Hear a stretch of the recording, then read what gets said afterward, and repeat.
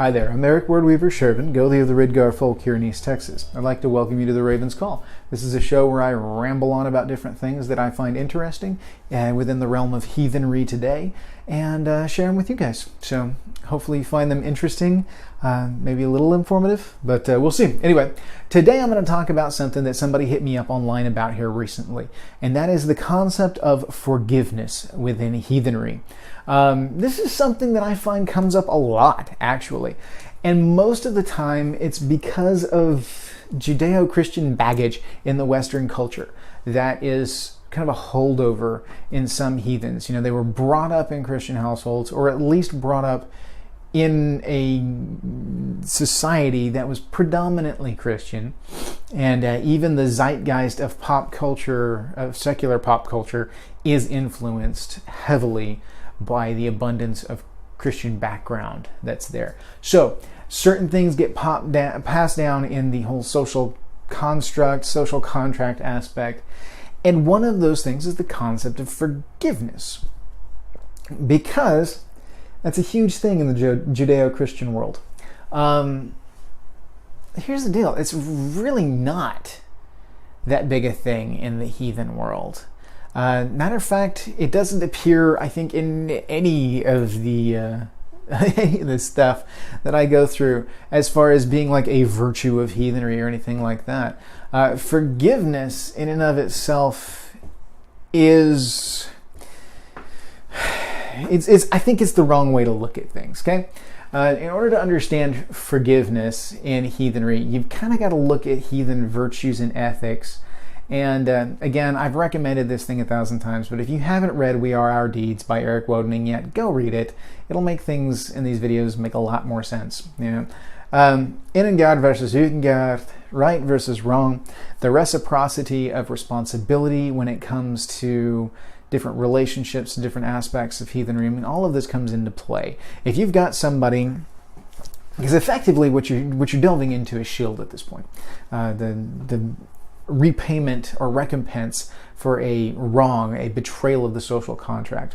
Now, all throughout the lore, you're gonna see where somebody has wronged somebody else. Now, most of the time, this is paid off with a fine. Sometimes it's paid off in blood. Blood feuds start up. Njal Saga is a wonderful example of an ongoing blood feud. And yeah, you have the initial things that go wrong, and I'm going to say things because with Njal Saga it wasn't one thing. They kept running afoul of each other, and it wasn't Njal's fault. It was his family that just couldn't get right, and then the two families go to feud, and this lasts for generations. It's interesting to read, and a great look at kind of how the feud culture works, and especially in such a nice multiple example kind of run. Plus, it's a wonderful breakdown of the legal structure in Iceland at the time. But anyway, the two kind of tie in together, because when you talk about something where someone has wronged another, an active deed, or even a negligent deed, has been done that has wronged someone else, you have violated the social contract, it becomes your responsibility to set it right. You know, you can apologize all day long, but apologies do not fix whatever was wrong. You know, if you broke something that belonged to someone else, you're not just going to say, oops, my bad, and then roll on like nothing ever happened. You're going to go and either replace it or, you know, pay them the value, the recompense value, maybe with a little bit more for pain and suffering, that kind of thing. That's actually the basis of our fine system, our legal system. A lot of what we do in America as far as our legal system is based on that pre-Christian Northern European heathen kind of judicial structure, for lack of a better term. Anyway, that's a whole different video in and of itself. But forgiveness itself this is where it comes into, because to forgive someone is to say, no, you don't have to pay shield. It's like, I acknowledge that you have wronged me, and I am going to say you don't have to pay shield. Okay, that's the heathen forgiveness. Okay, now Judeo-Christian, you're supposed to forgive every slight and every wrong because it is not for you to judge. Blah blah blah blah blah. That's not the point of view I'm talking about from here, okay? What I am talking about from here is the heathen worldview, and judgment is our responsibility. We are to judge other people because that is how we protect our innengard. If you're not judging the individuals that you interact with, if you forgive someone who wrongs you repeatedly, you are being negligent to your tribe, you are being negligent to your innengard, and what is going to happen is that person who has shown you through action that they cannot be trusted is going to hurt and damage your innengard. At that point, forgiving them is not only not a heathen virtue, it's actually anti-heathen. You know, it flies in the face of everything that actually matters, which is protecting your innengard, protecting your tribe, protecting your family, those that are the most near and dear to you. And if you're not doing that, then what are you doing? Why are you doing it? So, but there are instances wherein forgiveness is acceptable, you know. I find particularly within the boundaries of frith, that if you have established frith with someone, forgiveness is more appropriate, because if they have done something wrong, I'm more likely to forgive them. Say, no, you don't have to pay shield. You don't have to make this up to me.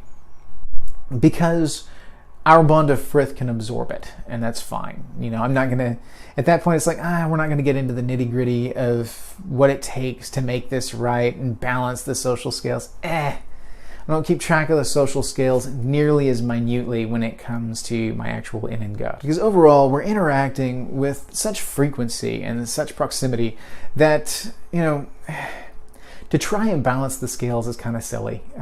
It's going to balance itself out. Now, in other instances where you're dealing with other tribes and other people, you're less likely to use forgiveness because it sets a poor kind of intertribal political stance. You know, honor needs to be shown.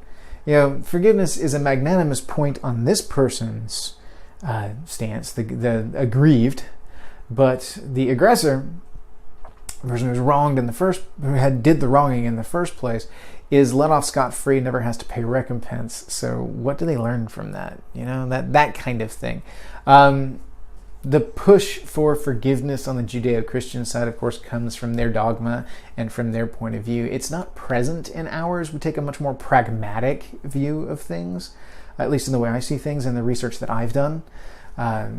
So I would say that forgiveness is not a heathen virtue. It has its place within the frith yard. It has its place there. And it has its place outside the frith yard too, if you choose to not pursue something that would lead to feud because you're going to be chasing a debt that will never be repaid, kind of thing.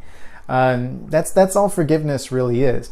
Now, if somebody wrongs you and it's an egregious wrong, you know, this is something that, you know, they have betrayed you. They have violated the social contract. They have betrayed you. Yes, you are within your rights to hold a grudge, to hold them accountable. But you do have to take into account then what they do to fix it.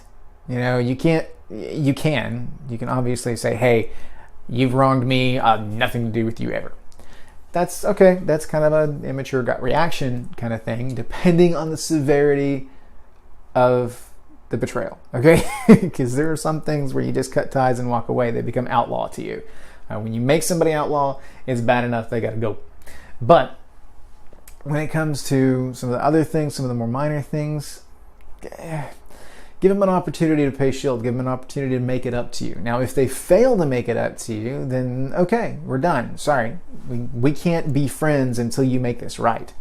You know, you guys got out there and got drunk and you burned down my deer stand. We're not going to be cool until you replace that deer stand. That was a lot of money, you know? Things like that.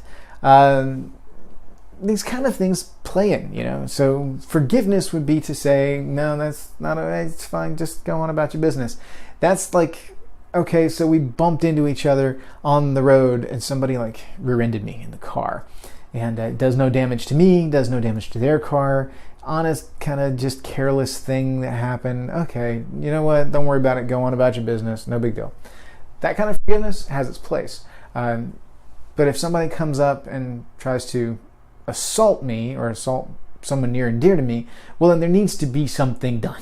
There has to be some kind of recompense made. And at that point, we're going to pursue the legal system, which is very heathen. If you will go back and look at the lore, it would run to the legal system, particularly in the Icelandic sagas. So there's a lot of things at play there. But when it comes to forgiveness, like I said, it has a place. It's just a limited place. Okay? And it's not the universal end-all be-all kind of thing that it is with Judeo-Christian backgrounds. It is very much a situational thing, has much more a place with minor transgressions and within the frith-yard than it does with major issues. So that's where it is. And the reason that it came up was because the guy's getting pressure to forgive someone who had wronged him at one point in time from like family members. You need to forgive, you need to forgive, you need to forgive. And that's not it. No, you are entitled to your emotions. You are entitled to feelings of, I can't even say entitled. You have these emotions, okay? I hate the term entitled. You have these emotions, all right? You can't pretend that you don't. You can't pretend, but what's the point? You have these emotions, own them. Just like in the video I did on boasting, you're owning and accepting your successes. You have to own and accept your emotions too. And that's where this comes into play. There's also a social balance element of, you've been wronged socially and you are owed by the social contract recompense therefore. It's very much a function of the social contract and has its place in society as far as, shield and paying recompense. Forgiveness is a luxury offered to the injured individual to waive all debts. So there you go.